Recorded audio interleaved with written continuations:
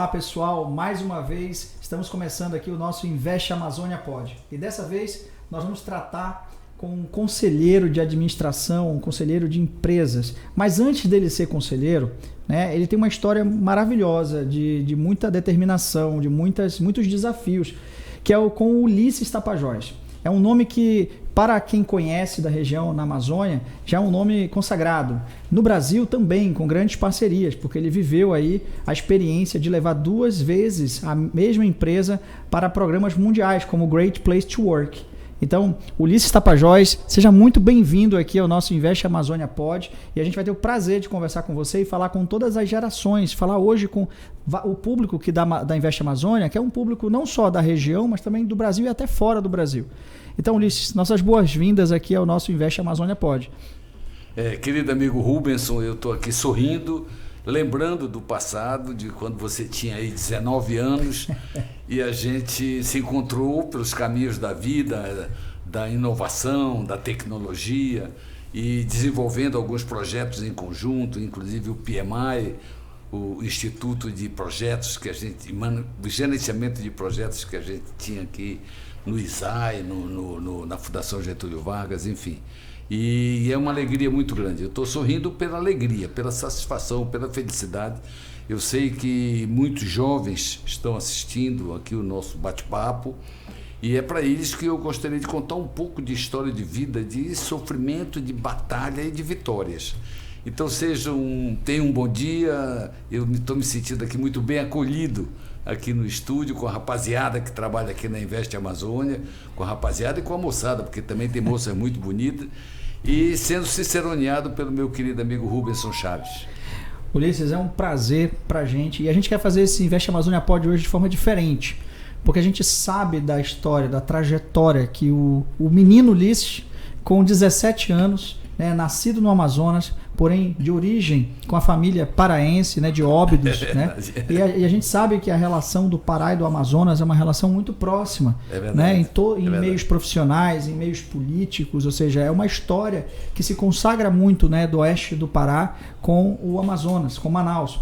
E a gente, eu queria começar a partir desse momento, Ulisses, porque você falar de negócios, falar da indústria, vamos chegar lá. Mas eu queria saber, Ulisses, como é que foi para um garoto de 17 anos que dentro da família entendeu, né, muito pela visão dos seus pais, de que o estudo, de que a formação era importante para o seu crescimento.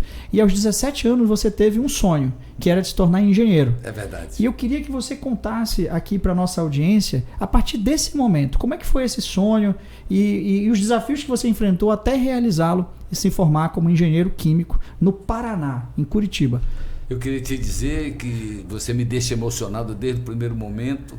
Eu já fico aqui marejado, porque você falou do meu pai e da minha mãe, que foram meus grandes ídolos, as pessoas que me deram toda a criação doméstica, toda a educação doméstica, que me permitiram ter uma carreira profissional muito vitoriosa por conta de levar sempre adiante os ensinamentos que eles me davam. Meu pai era um batalhador, que com 16 anos se apaixonou pela minha mãe.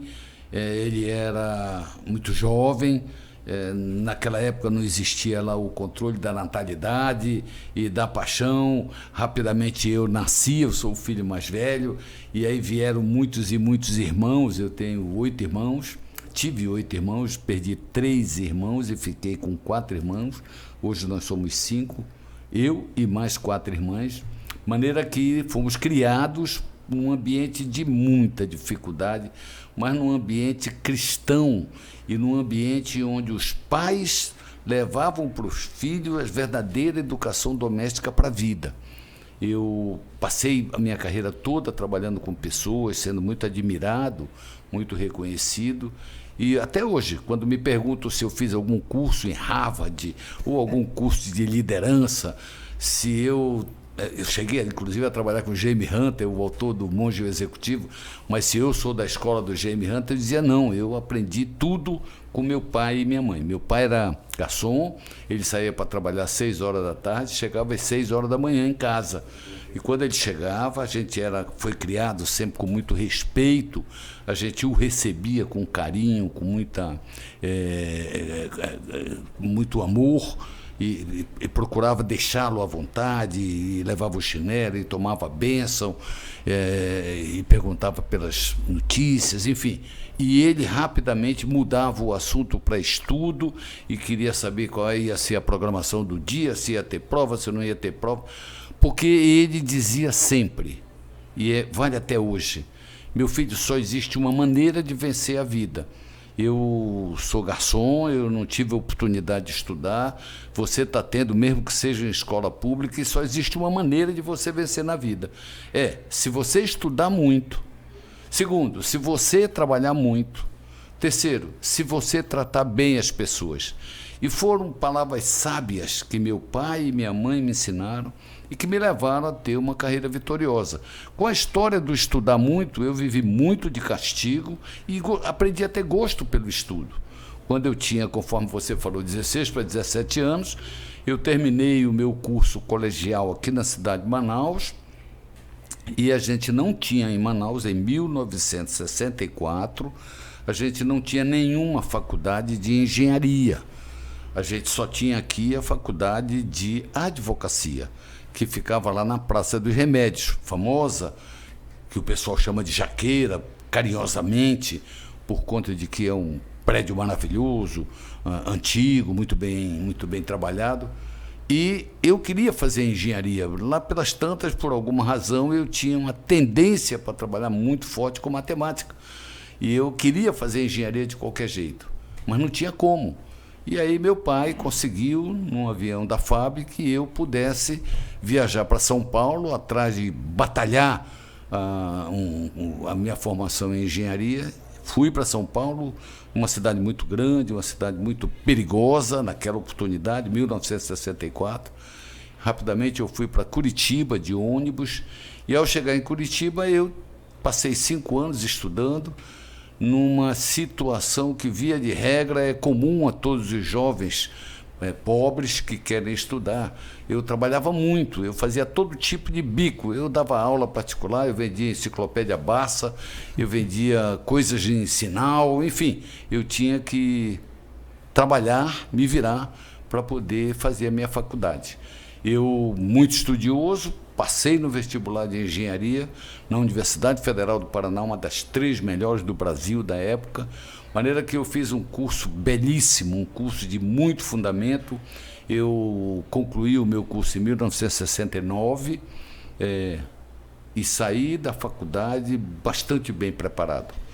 Manaus já tinha aqui o polo industrial, estava começando, o decreto 288 vem de 1964, de 64 a 69 estavam preparando a infraestrutura, 69 já tinha as primeiras fábricas se instalando, de maneira que eles precisavam muito de engenheiro, mandavam buscar os engenheiros no sul, os engenheiros vinham com as suas famílias, e Manaus era uma cidade muito inóspita em 1969, pouquíssimos hospitais. Fico imaginando Manaus nessa época. 1969, pouquíssimo saneamento, pouquíssimos hospitais, pouquíssimos recursos.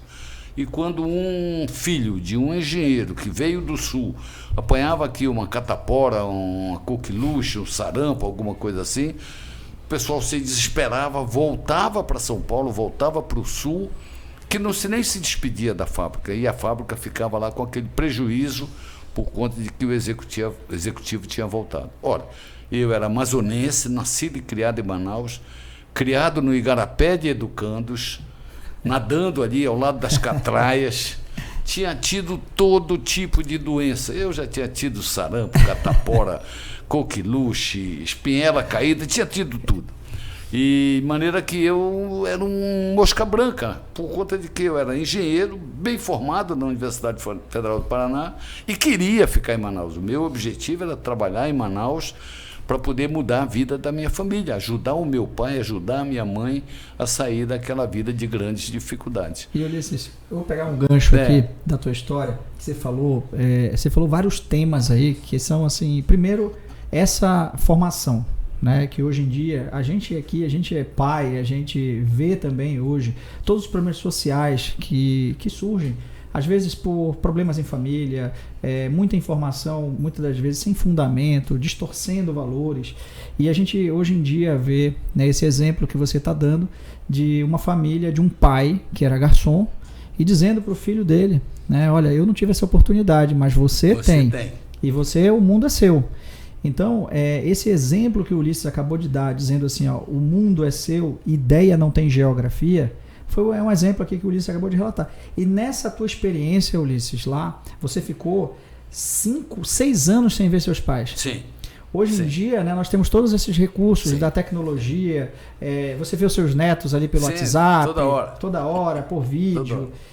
Hoje essa distância, ela diminuiu, ela praticamente diminuiu. Assim, eu não vou dizer a zero, porque o toque físico ainda não foi substituído pela tecnologia. É verdade. Mas o visual... Exatamente. Você sabe o que está acontecendo. Você sabe que eu também tive uma história parecida com a sua. Foi, né? Quando lá em Santarém, eu queria ou engenharia naval, que eu tinha vontade de entrar na Marinha, ou engenharia de computação, não passei na UFPA, não passei na escola naval, e passei para engenharia na antiga UTAN, que aqui, é a UEA, hoje é a UEAST. Então eu vim para cá na mesma história, meus pais também com recursos, meu pai é funcionário público, mas com recursos limitados. Então vivi a fase de viver em casa de estudante, dividir apartamento. É onde o filho chora e a mãe não vê, né? E assim, mas eu tinha, todos os dias eu tinha o costume de ligar para meus pais.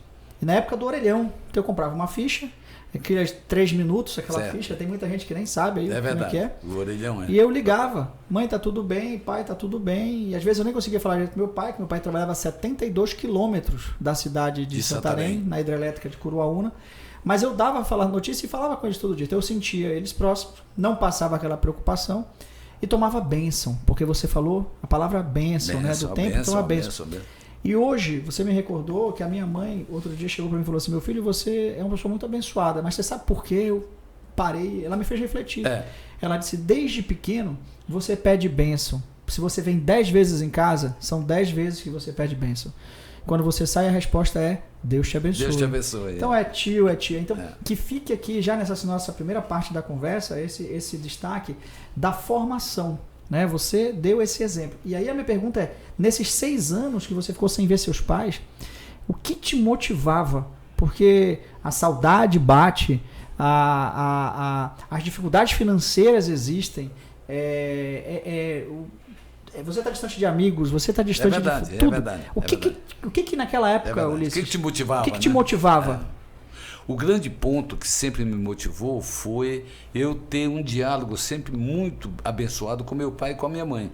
E o meu pai dizia, a única forma que a gente tem de mudar o nosso estilo de vida é se você for vitorioso. Você tem que ir lá para o Paraná, mas meu filho, não se esqueça que você está deixando aqui a sua família. Então volte que nós vamos estar lhe esperando. E só volte vitorioso. E para você ser vitorioso, você tem que estudar muito, trabalhar muito e você tem que saber tratar as pessoas. Então siga aqueles bons exemplos, aqueles bons ensinamentos que a sua mãe lhe deu. E eu falo aqui e me emociono porque toda mãe é santa. Ela só ensina o bem para nós.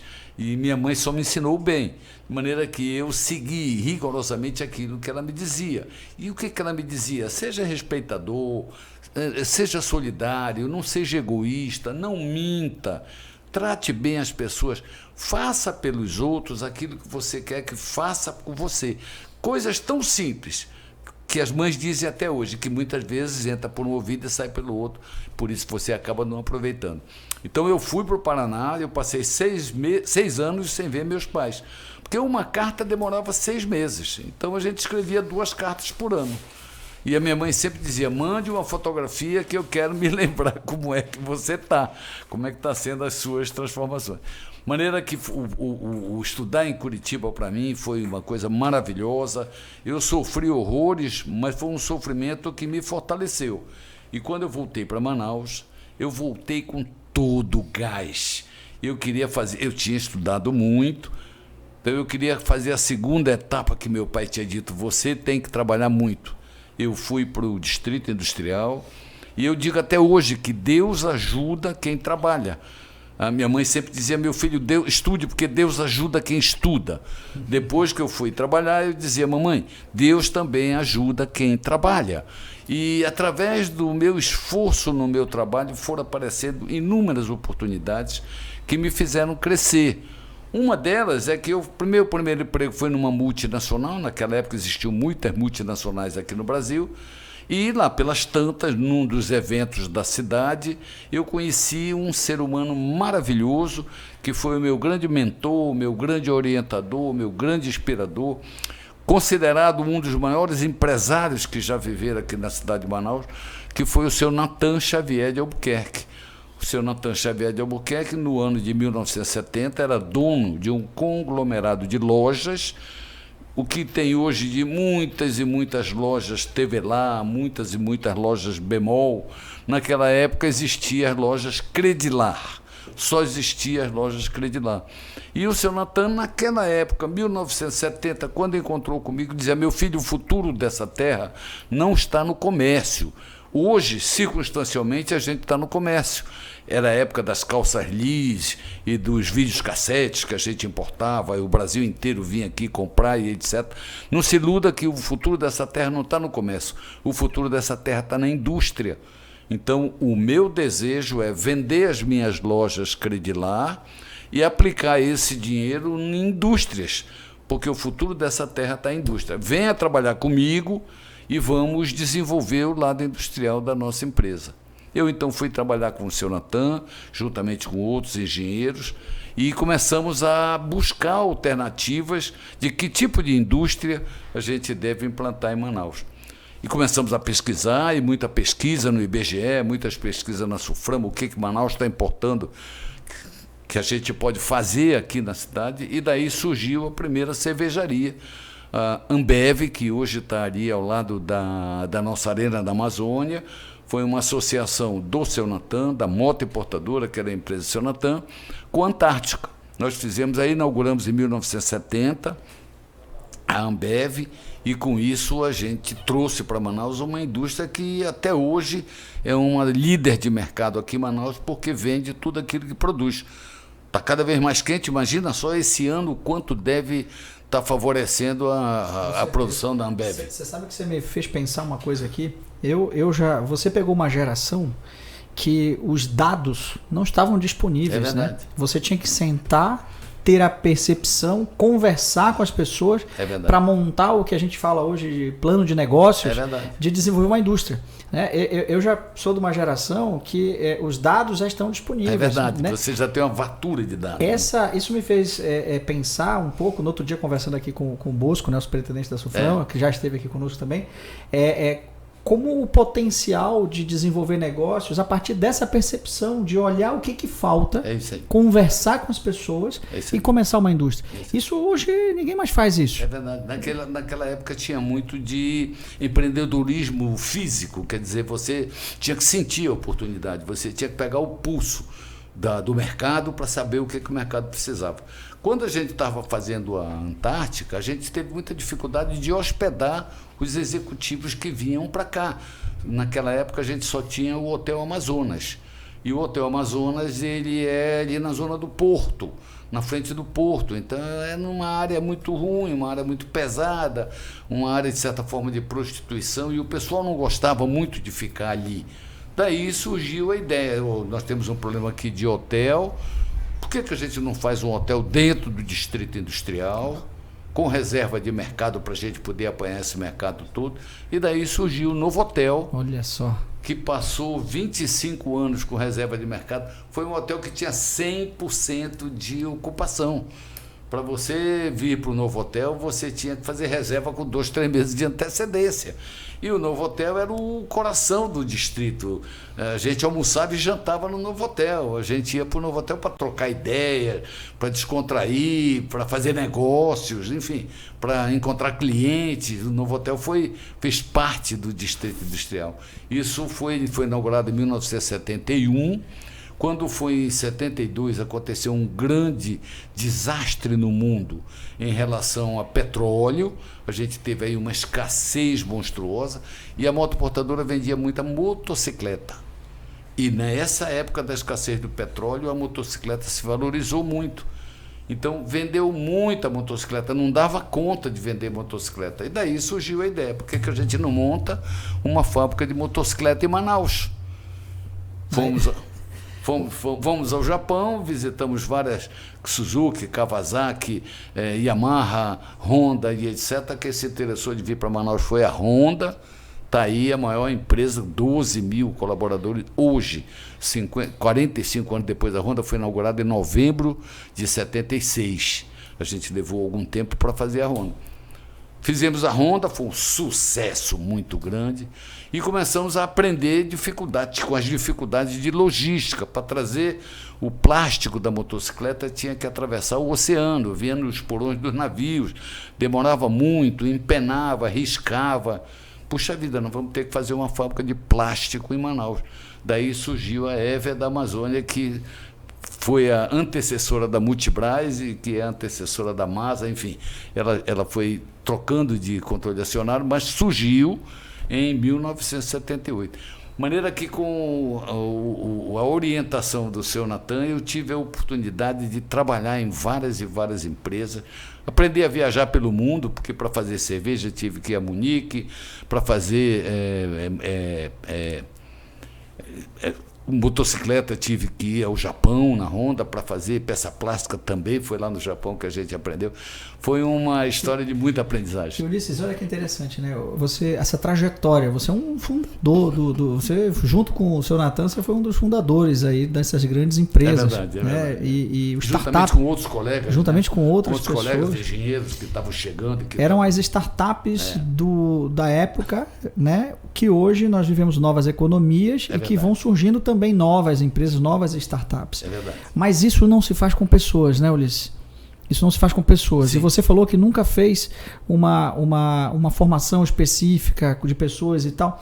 Mas eu fico imaginando, um dos grandes segredos do empreendedor é você vender a ideia, você contar a história, você inspirar, você criar um significado para aquilo que está sendo feito. Um sonho, um propósito. E com esse propósito você resolveu o problema de alguém ou da sociedade. Exatamente. Então eu fico imaginando naquela época, né? E aí trazendo daquela época para hoje. Tá. Assim, como é que hoje você, se fosse convidado, né, se o seu Natan ou vários Natans aí que estão nos assistindo, pensassem em outros Ulisses, né, que estão aí, que estão ouvindo também, e fizessem esse convite, me ajude a fazer a transformação dessas indústrias. Qual seria esse conselho hoje, baseado nessa tua experiência, Ulisses? Em primeiro lugar, você tem que olhar o cenário que você está vivendo. Hoje a gente vive no mundo um ambiente de tecnologia para resolver problemas.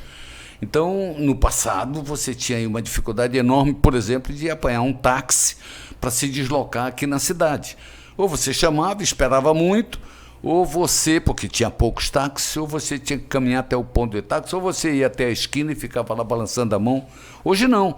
Com a descoberta do Uber, você fica tranquilo na sua casa, na porta do seu condomínio, na sala de estar do seu condomínio e chama o Uber.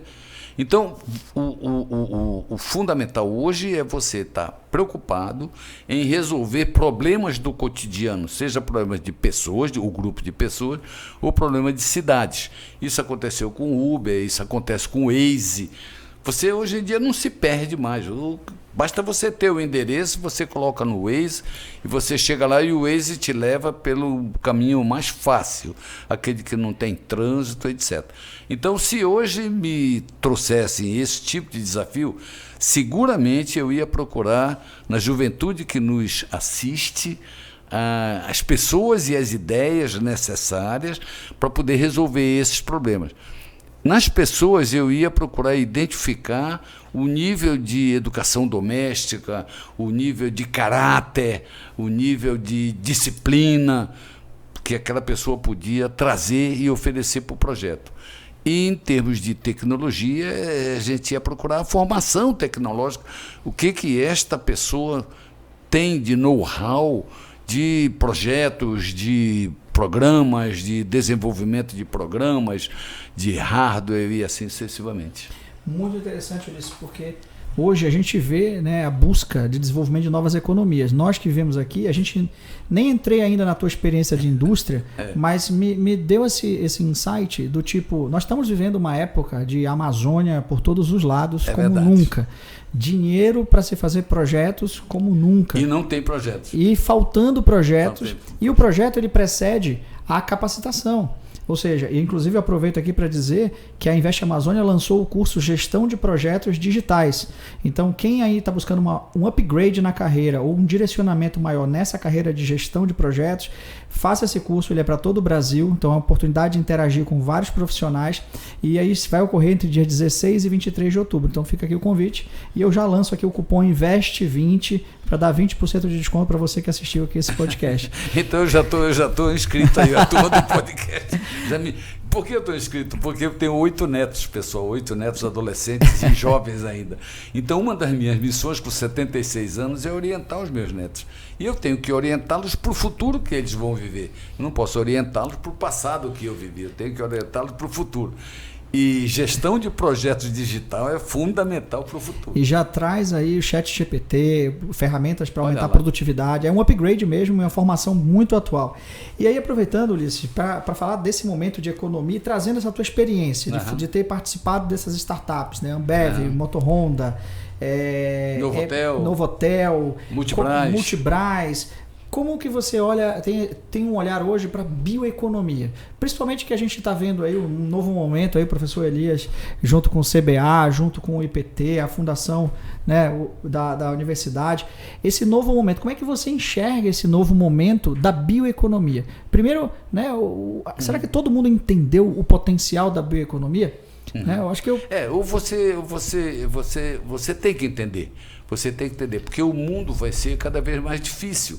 Eu, há pouco tempo atrás, nos últimos 5 anos, trabalhei voluntariamente, depois que me aposentei, trabalhei voluntariamente num projeto sem fins lucrativos aqui em Manaus, que visava criar o próximo ciclo de economia que a gente vai ter aqui nas nossas terras, em função de que a gente está percebendo o quanto o nosso distrito industrial, quanto o nosso polo industrial tem sido duramente bombardeado nos últimos 10 anos. Principalmente agora com a história da reforma tributária, então se abriu muitos e muitos fogos, muitos e muitos tiros contra o nosso distrito industrial. Foi preciso um esforço muito grande dos nossos governantes, dos nossos parlamentares, dos nossos executivos, para defender, continuo defendendo até agora o assunto reforma tributária, é um assunto sempre preocupante, mas sabemos que a gente tem pessoas extremamente competentes que estão à frente da nossa defesa. O governador, o prefeito, o Serafim, enfim, o Jorge Júnior, o Bosco, o Nivaldo Mendonça, a bancada de uma forma geral, todo mundo atento na defesa dos nossos interesses. Mas tem uma coisa que você não pode lutar contra, que é a vontade do mercado. Eu queria só citar aqui em um minutinho o que eu entendo por vontade do mercado e o que vai ser a vontade do mercado futuro. A Multibras, o Ruberson comentou há pouco, ela foi eleita a melhor empresa para trabalhar no Brasil no ano de 2006 e no ano de 2007. 2 vezes, né? 2 vezes, foi a única empresa no Brasil inteira eleita 2 vezes a melhor empresa para trabalhar no Brasil pelo Great Place to Work, que é um instituto americano que afere a qualidade de vida dentro das organizações, a satisfação das pessoas em trabalhar naquele ambiente. Então, nós ficamos muito procurados nos anos de 2006 e 2007 por toda a comunidade industrial brasileira. Grandes organizações nos chamavam para ir fazer palestras lá em São Paulo, em Joinville, no Rio de Janeiro, em Salvador, enfim, Recife, por aí vai, sobre a importância de você ter pessoas felizes dentro da sua organização, porque nós dizíamos na ocasião, e dizemos até hoje, que pessoas felizes conseguem sempre os melhores resultados. E pessoas felizes na organização são aquelas pessoas que são capacitadas e são motivadas. Capacitadas significa você sabe fazer, e motivada significa você quer fazer. Então, quando você sabe fazer e você quer fazer, o sucesso é garantido. De maneira que as empresas que têm pessoas felizes são as empresas mais rentáveis, são as empresas que têm a manutenção do seu quadro de pessoal, ninguém quer sair da empresa, e assim sucessivamente. No ano de 2008, esta empresa, a melhor empresa para trabalhar no Brasil, 2006, 2007, em 2008, visitando uma feira de eletrônicos em Las Vegas, eu era o presidente da Multipraz, e eu estava lá me atualizando para trazer para a nossa empresa, e a nossa empresa era a especialista em fabricar peças plásticas para televisores com cinescópio, que era aqueles fundos grandões. E quando eu chego em Las Vegas, em 2008, primeira semana de janeiro, que eu olho a feira, ando a feira toda, eu não vi uma TV de cinescópio. Toda a TV que eu vi era uma TV de tela plana. E aquilo ali me deu um choque muito grande, porque a nossa fábrica era preparada para fazer, tinha máquinas para fazer TV com fundo grande, com TV de cinescópio. E, de repente, a TV virou uma placa. E essa placa ia ser produzida no Japão, na China e na Coreia, e era uma coisa tão simples que a peça plástica vinha junto. Ou seja, aquilo que a gente fazia aqui ia deixar de acontecer. E eu voltei para Manaus, apavorado com aquilo, falei com o meu presidente, nós temos que vender a empresa para alguém que possa usar nossas máquinas com outro tipo de produto. O presidente precisou aí 2 meses para poder engolir aquilo, e eu dizia, puxa vida, uma empresa que está super bem preparada, o mercado está fazendo com que essa empresa vai acabar. E nós tivemos que vender a nossa empresa para uma outra empresa chamada Flextronics, que fazia um produto que aproveitava as características das nossas máquinas, e nós deixamos de ser Multipraz e passamos a ser Masa Flextronics. Ou seja, o mercado acabou com a nossa empresa.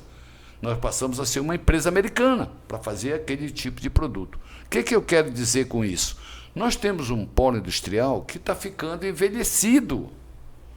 Nós perdemos a oportunidade de trabalhar nos novos mercados da indústria 4.0, da indústria 5.0, de fabricação de drones, de fabricação de mecanismos de inteligência artificial. Nós perdemos. A gente continua com os mesmos produtos que a gente faz há 10 anos atrás. A gente continua fabricando televisores, fabricando motocicletas que não são motocicletas elétricas, elas estão chegando agora, fabricando ar-condicionado. E esses produtos, uma hora dessa, vão acabar. Eles não vão ficar eternamente. Daí que, há 5 anos atrás, no CODESE, Conselho de Desenvolvimento Econômico Estratégico Sustentável da cidade de Manaus, a gente desenvolveu uma teoria. O Euler já veio aqui. Já veio aqui. Olha aqui, Dagão. Nosso presidente Euler Guimarães. Guimarães. Então, há 5 anos atrás, um grupo de voluntários, eu estava no meio, juntamente com Euler e outros, Antônio Azevedo, Raul Andrade, Frank Souza, vários voluntários, nós desenvolvemos uma teoria de que a gente tinha que trazer novos nichos de mercado para ajudar o polo industrial. Se o polo industrial, de certa forma, os produtos forem acabando, a gente tem novos nichos de mercado. E a gente desenvolveu uma teoria de que a gente precisava investir fortemente em turismo, em piscicultura, em mineração, em bioeconomia e em economia digital, startups e coisas assim. Então, esses 5 nichos são os nichos que vão nos ajudar no futuro. são os nichos que são absolutamente necessários que sejam desenvolvidos.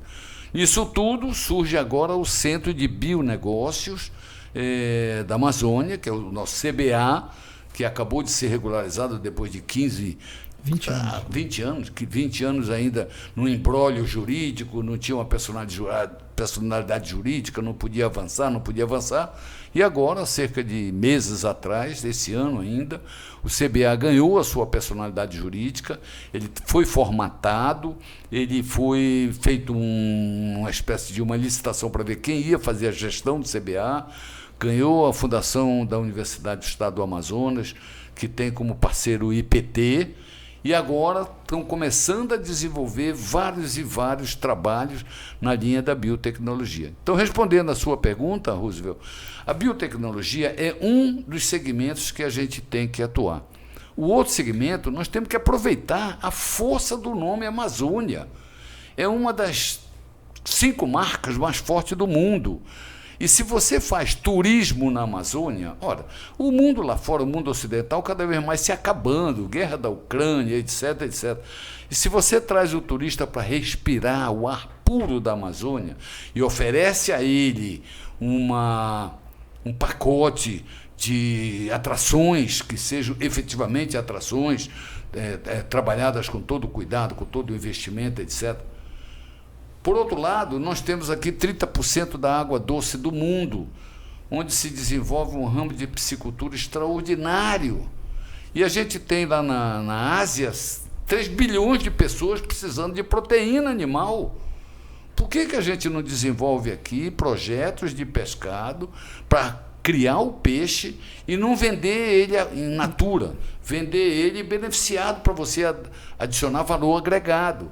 Então, a piscicultura, não tenho dúvida nenhuma que é também, porque quando a gente perder a força do distrito, a gente tem aqui outros segmentos que a gente vai estar avançando. Ulisses, você sabe que você falou aí sobre reforma tributária, por exemplo, que nós fomos muito atacados, né? Sempre fomos atacados. Continuamos, aqui, né? Preciso a turma estar toda de olho. Na vinda do Jorge Júnior, quando ele esteve aqui, ele fez uma declaração assim, extremamente valiosa. Ele disse o seguinte: o mundo inteiro está preocupado com a Amazônia, está preocupado com as mudanças climáticas. O mundo inteiro está preocupado em ter uma economia verde. O mundo inteiro está preocupado em ter uma indústria que não emita fumaça. E onde você encontra... E o mundo inteiro está preocupado em fazer isso num local com incentivo, com a preservação do meio ambiente. Onde você encontra tudo isso? Você encontra aqui. Então foi muito sábio, né, esse comentário do Jorge Júnior, presidente da Eletros, quando ele esteve aqui, e nós estamos vivendo isso de uma forma que eu acredito, após estudar também o tema da reforma tributária e estar vivenciando isso, acompanhando palestras com especialistas, um dos sinais é que em 10 anos o estado do Amazonas vai ser o local mais seguro para se colocar uma indústria no Brasil. Aí a pergunta é... Estaremos preparados para receber essa indústria? Que indústria? Que indústria nós vamos trazer? Essa pergunta, ela vem com também em 10 anos, né? Isso é um estudo do Gartner, né? Que uma empresa, quando ela nasce e em 10 anos, ou quando ela decide se transformar, em 10 anos, se ela não ela será uma empresa de tecnologia. E a gente falou de tecnologia, você falou de tecnologia. Então nós estamos vivendo uma época de muitas perguntas. Isso se chama transição. A mesma coisa que você falou do combustível fóssil para a transição energética. Nós podemos ter um polo, uma economia de energia aqui. O Amazonas, a Amazônia, né, o professor Rubem César lá da UFAM, ele diz assim: nós podemos ter o Vale do Silício da energia. Nós podemos estar aqui discutindo biomassa, biogás, energia solar e tecnologias para isso. Nós temos dinheiro para isso, recursos de P&D, tem um fomento muito grande à Amazônia de outros órgãos também, FINEP, Sudã, etc. e tal. Então, não faltam recursos, talvez faltem projetos. Nesse momento falta ambiente. Nós temos que criar um ambiente educacional muito voltado para a discussão dos problemas que a gente tem agora, dos problemas que a gente vai ter daqui a 5 anos, dos problemas que a gente vai ter daqui a 10 anos, para a gente encontrar as soluções. Se a gente não tomar as soluções, as coisas não caem do céu. Com certeza. E olha só que interessante, né? Aí, falando um pouco assim do meu lado, da minha experiência de conexões, eu sempre estive muito fora. Então eu ia e voltava, mas sempre deixava um pé por aqui, sempre estava acompanhando. Sempre estávamos tomando nossa Heineken, comendo nossa carne por ali. Mas uma coisa que eu acredito que é fundamental para o nosso desenvolvimento, é nós fazermos parte cada vez mais de um ecossistema. Isso quer dizer o seguinte, esse é o fundamental. Isso quer dizer o seguinte, a Amazônia, ela é parte da solução dos problemas que o mundo tem. Para isso, a gente tem que trazer as discussões para a Amazônia, fazer com que ela seja cada vez mais conhecida, mas ao mesmo tempo criar túneis de conexões com o empreendedorismo. Não é somente o empreendedorismo local, mas o que eu estou fazendo aqui tem escala global. As startups que estão nascendo hoje, o modelo de maturidade de startups, você é conselheiro de startups, né? Então, assim, o modelo mental hoje, o modelo de negócio das startups já nascem global. Ou seja, eles já pensam como que aquela solução vai resolver um problema não mais local, mas um problema mundial. É verdade. Eu trabalho em startups que hoje vão resolver problemas na América Latina. Exatamente. Então, hoje nós temos aqui uma oportunidade, dado toda a formação que está em evolução, dado todos os recursos que nós temos e as lideranças hoje das instituições, de criar já modelos de soluções para serem globais. E eu acredito muito nessas perguntas, né, que mais do que as respostas estaremos preparados? Que indústrias que virão? É verdade, né? É verdade. Como é que vai ser o nosso futuro? Para que lado a gente tem que se direcionar? Rubens, a gente precisa, Rubens, eu conto com a tua ajuda. A gente precisa criar um ambiente de discussão do futuro. Não é uma coisa poética. É porque nós temos compromisso. Eu, por exemplo, me move muito o fato de eu ter 8 netos amazonenses. E essa garotada está chegando aí aos 16, aos 17, aos 18 anos. Daqui a pouco eles estão ocupando espaços na sociedade e eles precisam estar bem preparados. Mas eu fico pensando qual vai ser o futuro dessa nossa terra. Eu sou preocupado. Olha, eu com 76 anos, trabalho até hoje, acordei hoje 5 horas da manhã, fui fazer lá minhas atividades físicas, porque você tem que ter uma boa atividade física, uma boa alimentação e um bom sono. São os conselhos da doutora Luciane Zufo, que é uma especialista em sono, que me orienta. Boa alimentação, boa atividade física e um bom sono. Eu também já fiz, vindo um bom sono essa noite, acordei cedo, já fui fazer minha atividade física, porque eu quero estar permanentemente conectado e ajudando os meus netos a encontrar os melhores caminhos do futuro. Para Manaus, Rubens, a gente precisa conversar isso depois, como a gente vai criar um ambiente onde a gente coloque na mesa todas as nossas inteligências, todos os nossos expertises, para a gente discutir o nosso futuro. Ulisses, a Investe na Amazônia nasceu com esse propósito, a gente identificar pessoas, projetos, iniciativas de quem está investindo ou quer investir na Amazônia. Esse é o nosso desafio. Isso fez com que o Google selecionasse a gente para participar do laboratório de sustentabilidade deles. Então, nós queremos falar de uma Amazônia próspera, uma Amazônia que traz soluções. Claro. E eu acredito muito nisso que você acabou de falar. E, Ulisses, isso não acontece sem uma grande articulação e um envolvimento do setor público e do privado. É verdade. E você, na sua trajetória, como poucos executivos que, ao transicionar de uma carreira para outra, conseguem ter uma diversidade tão grande quanto você teve na sua carreira. Eu lembro muito do Nine Box, né? Especialidade e diversidade, essa questão do generalista. Então você saiu do mundo executivo de operações, você viu uma empresa que estava falindo e vendeu com um caixa positivo, gerando... Em 1993 a Multibras estava fechando. Eu fui nomeado presidente, talvez tenha sido o único amazonense nomeado presidente de uma grande empresa do distrito. E eu não fui nomeado, eu digo sempre que eu não fui nomeado por mérito. O meu presidente, me lembro bem, que me chamou e me disse assim, olha, nós vamos fechar a empresa e você é amazonense, conhece o teu povo, você vai ser nomeado presidente para conduzir esse fechamento, fazendo isso da melhor maneira possível, com a menor dor possível. E o fato de não ter como acalmar a dor de 1.450 famílias que estão perdendo o emprego e vão para a rota da miséria, me levou a trabalhar muito com a equipe, uma equipe valorosa, uma equipe de talentos, uma equipe de uma motivação interior muito grande.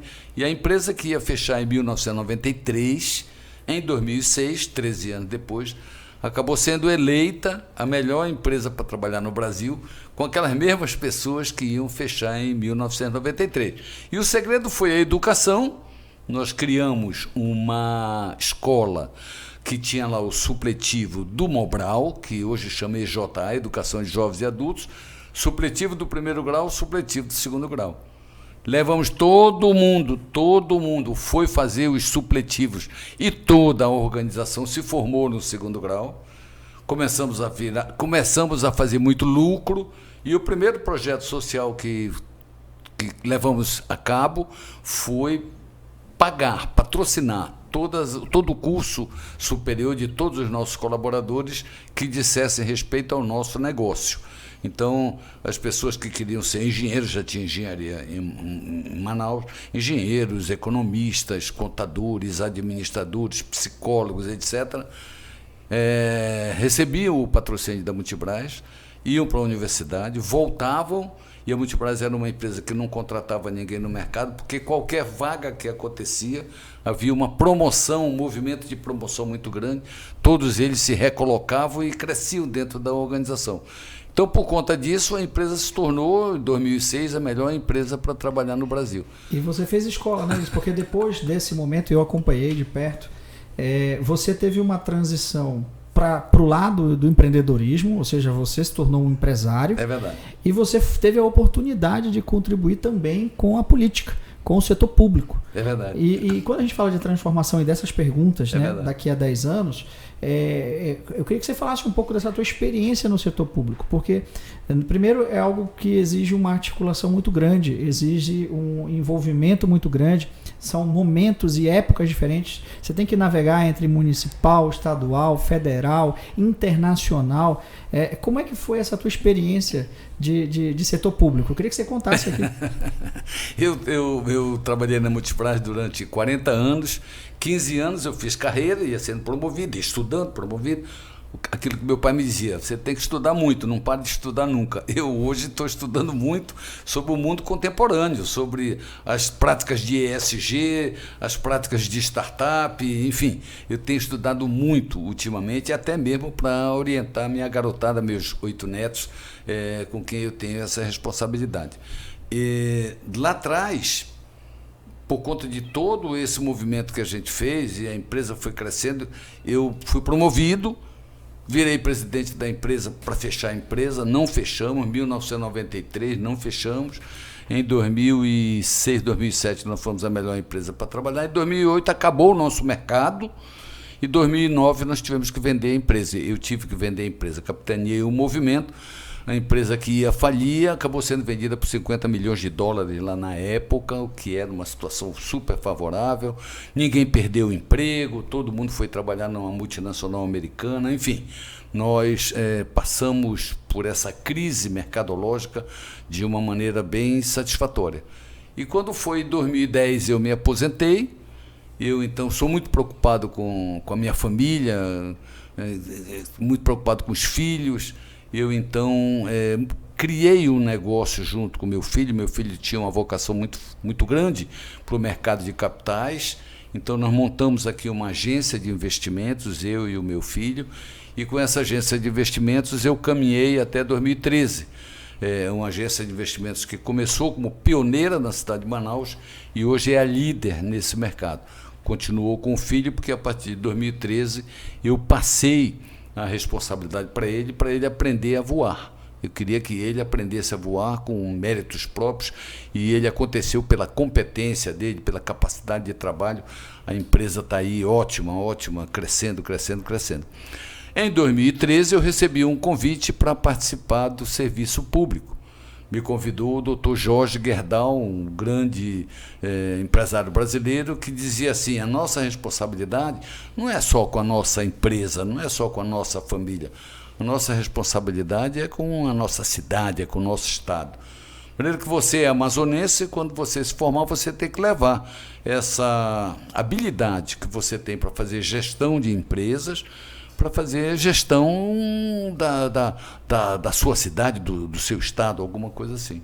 E eu então aceitei um convite do prefeito Arthur Vigílio e fui trabalhar como secretário de Finanças, que foi uma coisa completamente nova, porque eu tinha trabalhado 40 anos na atividade empresarial, depois trabalhei 3, 4 anos com meu filho também na atividade empresarial, e eu fui então trabalhar no serviço público. encontrei muitas dificuldades pelas diferenças que você tem de um trabalho na administração privada e um trabalho na administração pública. Eu sempre dizia para o prefeito, aqui tem uma coisa que faz com que haja acomodação, que é a falta de competição, a falta de concorrência.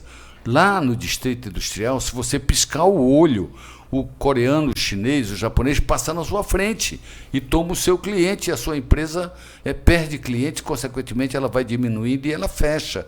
Então você tem que ser esperto, você não pode piscar o olho, porque a concorrência não deixa. E aqui, na prefeitura e no estado, não tem concorrência. A pessoa está dormindo e estão pagando imposto. Você acorda de manhã com o caixa lotado de dinheiro, diferentemente de uma empresa lá no Distrito Industrial, onde se você piscar o olho, você está frito, porque um coreano, uma empresa chinesa, uma empresa japonesa, passa na sua frente.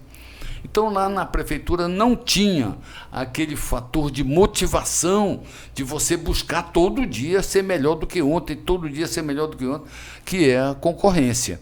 Então, eu fui, na minha gestão, encontrei uma série de funcionários públicos municipais cheios de vontade de fazer, mas não tinha o ambiente, não tinha a orientação, não tinha a concorrência, não tinha a liderança para poder fazer essa provocação.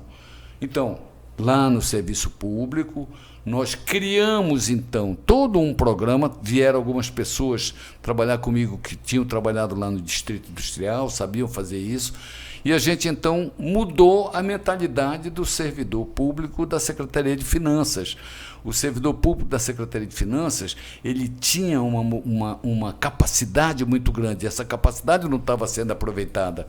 Então, nós começamos a trabalhar, em primeiro lugar, a formação da liderança, em primeiro lugar, a criação de um grande sonho, que a gente podia ser uma das melhores secretarias de finanças do país, bastaria a gente querer. Começamos a trabalhar, então, a mudança de mentalidade. Fomos buscar no distrito as pessoas que sabiam fazer as ferramentas corretas, sabiam trazer as ferramentas corretas. Começamos a trabalhar o planejamento estratégico, começamos a trabalhar o modelo de gestão e começamos a criar um trabalho de meritocracia. Ou seja, as promoções lá na nossa Secretaria de Finanças aconteciam por meritocracia, por você conseguir atingir as metas, por você trazer boas ideias, por você estar permanentemente ligado ali dentro do teu planejamento estratégico. E as pessoas compreenderam isso e a gente começou a transformar a mentalidade das pessoas e, de repente, a gente começou a ter uma Secretaria de Finanças super competitiva, a tal ponto que nós levamos essas explicações todas para a Câmara Municipal na época, acho que 2014, 2015, por aí assim, dizendo, pessoal, o que move a atividade empresarial é uma palavra mágica chamada eficiência e a outra se chama meritocracia, ou seja, você tem que atingir metas e você tem que receber promoções por conta dessa meta. E com isso a gente criou na Secretaria de Finanças o 14º salário, desde que atingisse metas. Isso levou toda a nossa organização a buscar metas. Nós fomos tão reconhecidos que o Banco Mundial, o BIRD, levou um grupo nosso, eu inclusive, para Washington, para contar essa história lá em Washington, para servir de benchmarking para eles. Então foi uma atividade muito prazerosa. Agora, para a gente mudar completamente todo o serviço público, a gente precisaria trabalhar 3 palavras. Em primeiro lugar, o conceito de eficiência, planejamento estratégico, metas baseadas em eficiência. Em segundo lugar, meritocracia. Aqueles que estão efetivamente comprometidos, crescem na organização, são promovidos, ganham salários adicionais, tal como acontece na indústria. Em terceiro lugar, tudo isso tem que ser suportado por uma escola de gestão, uma escola que ensine os servidores o que é planejamento estratégico, o que é um PDCA, o que são indicadores, como constrói indicadores, como faz plano de ação, exatamente como se faz lá no distrito. Então foi uma atividade muito prazerosa. Eu encerrei em 2017 com a sensação de que me esforcei muito durante 4 anos, espero ter deixado legados, espero ter ajudado a construir novas mentalidades. Eu sempre escuto de que no Amazonas o serviço público estadual e municipal está cada vez melhor em termos de eficiência. Com certeza. Nós somos cidadãos, nós somos clientes hoje, né, dos serviços aí da prefeitura, do governo. A gente vê essa melhoria no serviço, sem dúvida.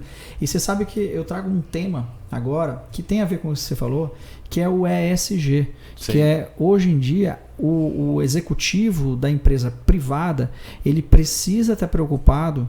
Ele precisa estar preocupado, ele precisa ter propósitos que transcendem o negócio dele, as metas do negócio. Porque ele tem que estar preocupado com o planeta, com a cidade. Pois é, você veja, desculpa eu te interromper, mas, pessoal, o que está acontecendo em termos de mudança climática é terrível. A gente nunca teve 40 graus continuadamente como a gente está tendo, no Brasil inteiro. Antigamente 40 graus era só em Manaus, hoje 40 graus você tem em Cuiabá, tem Florianópolis, você tem em São Paulo. São Paulo deu 39,8, a temperatura mais quente do ano, coisa dessa natureza. Isso por quê? Porque nós não cuidamos do planeta. Você sabe que tem 9 fronteiras do planeta, eu estava lendo esse artigo recente, tem 9 fronteiras do planeta. Nós ultrapassamos a 6ª. Ou seja, tem 3 fronteiras ainda que nós não ultrapassamos. Por exemplo, a acidez dos oceanos, ela ainda não ultrapassou os limites, mas os cientistas dizem que ainda há tempo. Então, essa preocupação das empresas e do setor público em garantir, né, dentro dessa filosofia, dentro desse paradigma, porque é um novo mindset, é uma nova forma de pensar ESG. É pensar em convicções, porque hoje em dia você vê gerações que estão preocupadas com o que comem. Então, se ela está preocupada com o que ela come, isso transforma a indústria de alimentos. Sim. Né? É o exemplo que você deu, o olho no mercado. Sim. E nós temos uma oportunidade, sem dúvida, na Amazônia, não só no Amazonas, mas na Amazônia, de entender bem que a Amazônia ela está no sonho de todo cidadão do planeta. Nós temos que defender uma bandeira de que todo cidadão do planeta é um cidadão da Amazônia. Isso vai acontecer daqui a poucos anos. Já vai acontecer. Daqui a poucos anos. A partir do momento que as cidades, né, e eu trago para as cidades porque eu acredito que é onde acontece. Sim. É no bairro, é na comunidade, é aqui na cidade, é na praça pública, é na escola, é na quadra de esporte, são nas malocas. Nós vivemos uma cultura indígena na Amazônia muito forte. Então, ou seja, é ali que acontece. E essas ações integradas à gestão que você coloca, isso é um processo evolutivo que tem que ser cada vez mais reconhecido. E quando isso vai do servidor que está ali num balcão, do técnico que está dando suporte ao sistema da CEMEF, por exemplo, da Secretaria de Finanças, ao pagamento em dia de fornecedores, a uma boa gestão de relacionamento com a cidade e os próprios investimentos públicos, que a gente vê a aceleração e a busca disso. Como a gente falou, dinheiro já são muitos fundos disponíveis. A gente vê a quantidade hoje anunciada, né, de investimentos para a Amazônia. Então a gente tem que trabalhar cada vez mais nessa formação, na gestão, né, colocar metas. Eu ia te dizer de que a Investe Amazônia, que você comentou aqui há pouco, tem a responsabilidade de trazer conhecimento sobre ESG para a alta liderança dessa cidade. Nós estamos trazendo. A disseminação começa pela alta liderança e ela vai disseminando através dos seus líderes até chegar nos pisos de fábrica e etc. É preciso que todos comecemos a pensar. Você sabe, Ulisses, que eu pego assim, exemplo das minhas filhas. Você falou dos seus netos, né? Eu pego o exemplo das minhas filhas. As minhas filhas, elas não escrevem muito pouco. Porque elas utilizam muito dos recursos tecnológicos, do tablet, do celular. E isso, né, nós tivemos uma força muito grande para fazer isso acontecer durante a pandemia. Quantos paradigmas, quantos comportamentos, quantos hábitos novos nós tivemos que atingir. Eu costumo dizer que era como se nós estivéssemos jogando xadrez, certo, eu e você aqui, certo, e veio alguém e bateu na mesa. As peças caíram todas no chão. De repente tem que voltar as peças. Quem vai ganhar esse jogo? Quem estava prestando atenção no jogo. Quem não estava prestando atenção no jogo, na jogada, não sabe o que está se passando. Mas quem já estava olhando para frente.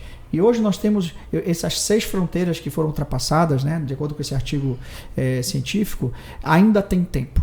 E o ter tempo significa a gente trabalhar em cima de regeneração de áreas degradáveis, trabalhar em cima de novas economias, trabalhar em cima de modelos mentais e modelos de negócios que a gente, por exemplo, nessa nova economia, não tem como não ir para o digital. Sim. Porque é no digital que acontece. As telas, né, ficam cada vez maiores porque houve um movimento de deixar de falar para assistir, sim, para escrever. Esse simples movimento alterou muitos comportamentos e alteraram muitas economias. Sim. E nós estamos no centro dessa mudança. Nós estamos na Amazônia, né? O mundo inteiro fala da gente. Ulisses, olha, a gente tem aqui muito assunto, já passamos aqui de muita coisa, tem muita coisa para falar. Eu gostaria de deixar... convida de novo. Tem muita. Nós vamos fazer um grande painel, né? Nós temos alguns planos aí com a Invest Amazônia que a gente vai... Nós somos parte... Não deixa de me convidar, então. Não, você é convidadíssimo. Mas tem uma coisa que eu queria destacar aqui em você, que é assim, Ulisses, para mim, é uma referência. Né? Eu costumo dizer que na minha vida, hoje eu tenho 45 anos de idade. Você falou 76. Eu tenho 76, eu lembro de ter trabalhado com pessoas mais velhas que usaram algumas frases que eu guardei essas frases. Né? Uma delas é como combinar a cabeça do mais velho com a cabeça do mais novo. E nós vivemos hoje uma geração que ela é cruzada. Ela tem os mais velhos, como você, 76 anos. O Rubens ali na meia 45, na meia idade 45. E nós temos os mais novos que estão nos assistindo. Que estão nos assistindo de 30, de 25, de 20 anos. Né? Nós temos aqui na Invest Amazônia profissionais aqui de 18 anos, 19 anos de idade. Né? Então, isso mostra esse cross, essa cruzada de gerações é muito importante para quê? Para que a gente acelere o nosso passo.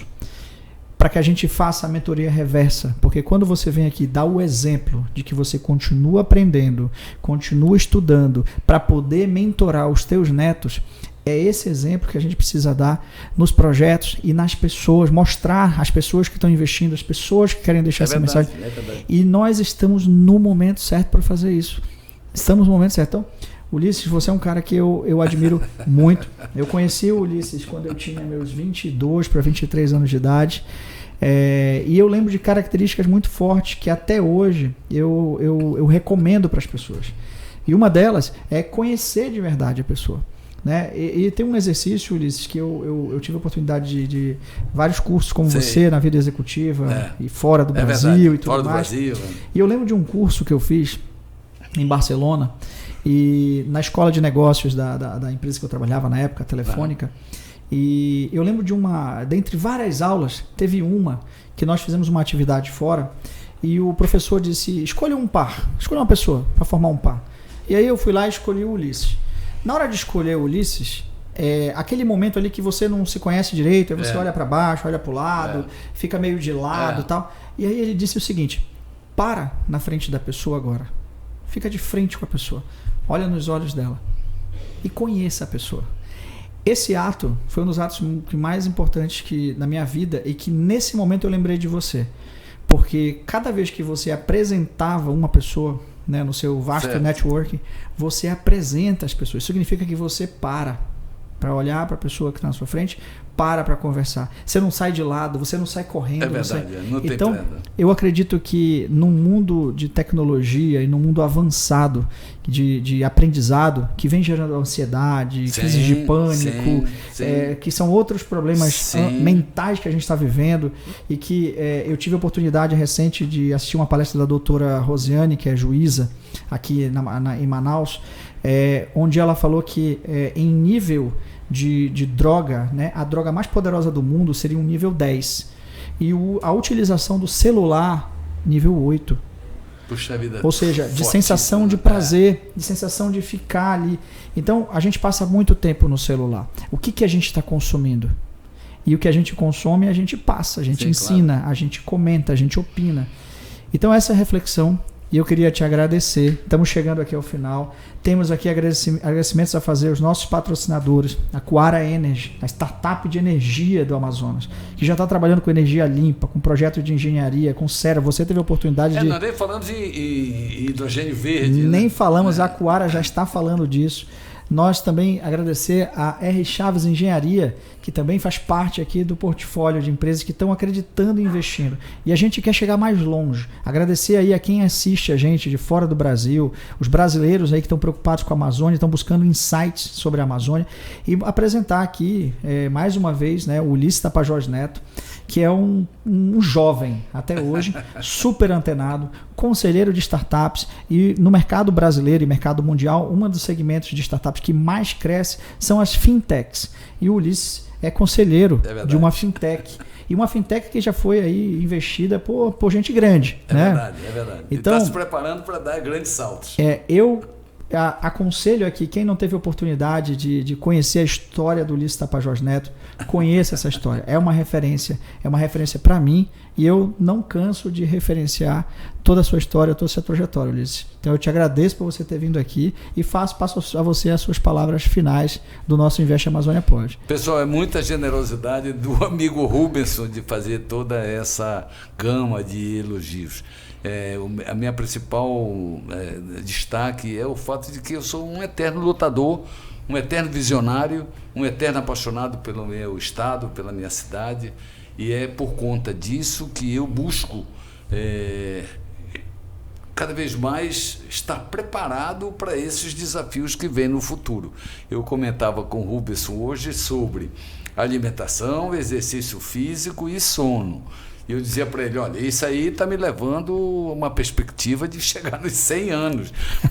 De maneira... Amém, que venha mais, 200 anos. De maneira, Rubenson, que eu te agradeço por toda a gentileza, eu me coloco inteiramente à disposição da comunidade amazonense, através das redes sociais, através do Rubenson, através da Investe Amazônia. Eu hoje tive o privilégio de conhecer os detalhes da Investe Amazônia. Eu estou entusiasmado para contribuir com esse projeto, com os assuntos que a Investe Amazônia vai estar desenvolvendo aqui na região. Grande abraço para todos, e eu queria destacar 3 coisinhas só para terminar, pessoal. Escutem o que o pai e a mãe de vocês disseram. Eles são santos. Tudo que eu fiz na minha vida, aprendi com meu pai e com a minha mãe, ou pelo rigor do meu pai e da minha mãe. Então,